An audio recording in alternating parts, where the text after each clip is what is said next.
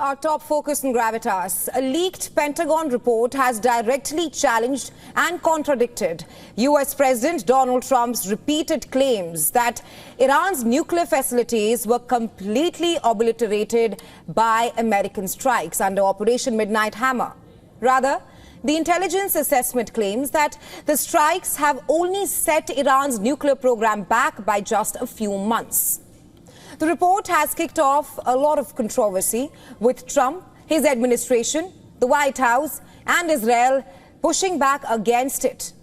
At the ongoing NATO summit, Trump said Iran was not able to move any nuclear material because they were hit hard, adding that none of Iran's uranium is missing. Trump has also said that U.S. will engage in talks with Iran next week. We're going to talk to them next week with Iran. We may settle an agreement.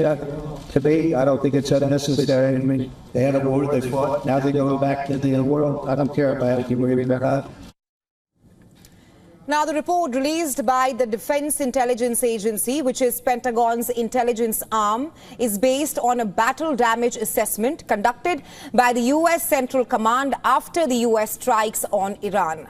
The report further states that despite the U.S. dropping over a dozen bombs, including bunker buster bombs on Iran's 3 main nuclear sites, the centrifuges and highly enriched uranium at the sites are largely intact. The Pentagon report also says that the strikes sealed off entrances to some facilities, but they did not destroy the key underground nuclear facilities. The DIA assessment reportedly estimates that Iran's nuclear program has been delayed by less than 6 months.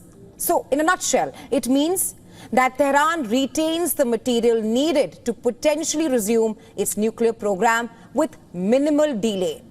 And yesterday, the head of Iran's Atomic Energy Organization said that Iran had taken what it called necessary measures to ensure that the nuclear program continues, further stating that contingency plans are already in place to restart the nuclear facilities in Iran. And regarding the leaked Pentagon document, White House Press Secretary Karoline Leavitt did not deny its existence, but criticized the leak, labeling the intelligence as flat-out wrong, adding that the document was leaked despite being classified as top secret. Now, at the NATO summit, U.S. Defense Secretary Pete Hegseth dismissed the leaked report's credibility, describing it as initial. And just a few hours earlier, the White House shared a statement from Israel's Atomic Energy Commission claiming that Iran's underground Fordo nuclear site is now, and I'm quoting here, inoperable. Further adding that, according to its assessment, the American and Israeli strikes on Iran's nuclear sites have set back Iran's ability to develop nuclear weapons, and I'm quoting again, by many years. In a series of posts on social media, Israeli Prime Minister's office also released the same statements. While Iran's Foreign Ministry spokesperson Ismail Bakai also said that Iran's nuclear sites were damaged in U.S. and Israeli strikes. Take a listen.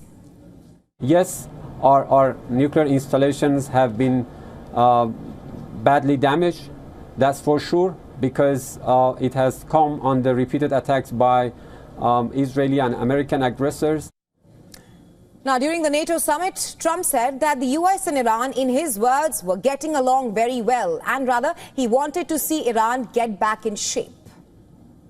I think we'll end up having somewhat of a relationship with Iran. I see it. Look, I've had a relationship over the last 4 days. They agreed to the ceasefire.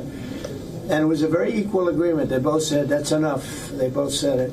And we're actually getting along with them very well right now. Trump also said that Israel was severely hit by Iran's ballistic missiles.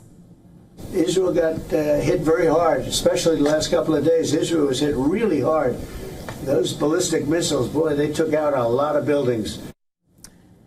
And yesterday, Israeli Prime Minister Benjamin Netanyahu hailed the Israeli military campaign against Iran as a historic and generational victory, further asserting that Iran's nuclear threat had been neutralized.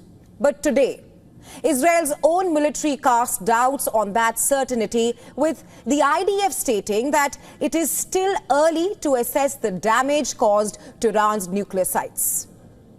It is still early to assess the results of the operation. We are investigating and examining the results of our strikes on the entire system. This puzzle, as I called it in the past, the various components of the nuclear program and more.